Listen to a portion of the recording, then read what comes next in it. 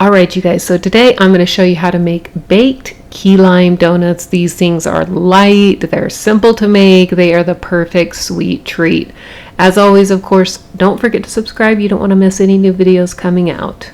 First step is going to be that we want to zest these little key limes. Now watch your knuckles on this, they are so tiny you can easily get your knuckles caught on the zester if you're not careful, or your fingers.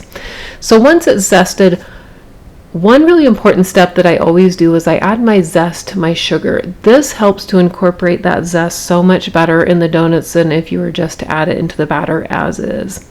Once this is mixed together really well, we're going to start making the rest of it. So add the egg to your bowl. I like to mix together my wet ingredients. The dry ingredients, I didn't show this, but they're mixed on the side. Now I like to mix my egg first before I add everything in, just because it makes incorporating it so much easier.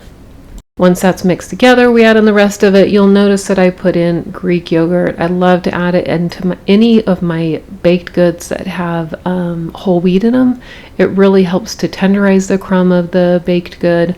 So once this is all mixed together, we're going to add in that lime sugar that we've already prepared. This is kind of nice if everything's all prepped and ready to go. It comes together very quickly.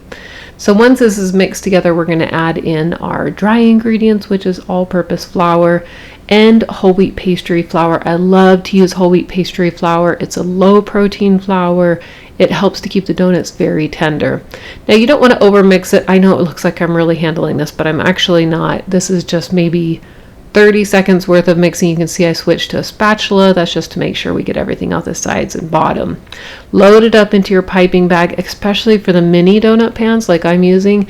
It's almost impossible to put it in with a spoon. Especially, you can see the batter is fairly thick. So go ahead and pipe this in. You're going to get it into the oven. Now another really important thing, aside from not over mixing, is not over baking. You do not want to overdo it. These take about 6 minutes, maybe 7 minutes at the most to bake. And then once they come out, you're going to want to pull them out of that pan right away. You don't want them to keep cooking in the pan.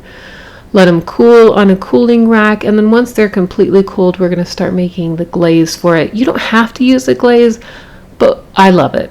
I love it. If you don't use the glaze, just know that these donuts, they're not as sweet as you might expect. It's a little healthier baked good, so I like to add the glaze. But of course, this is personal choice. Try one with, try one without. See what you like.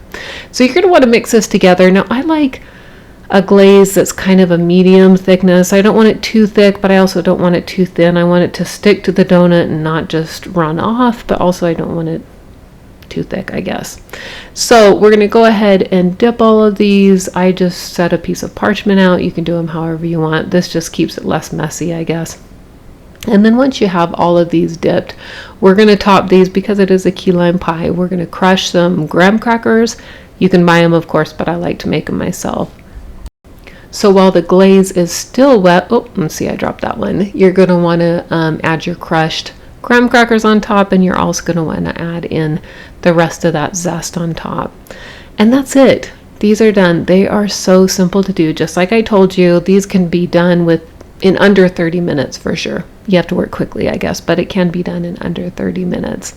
Now, if you love seeing baked goods like this, don't forget to subscribe. Of course, you don't want to miss any of the new videos that are coming out. And as always, I would love to hear if you've tried these. Let me know what you think. And yeah, see you next video.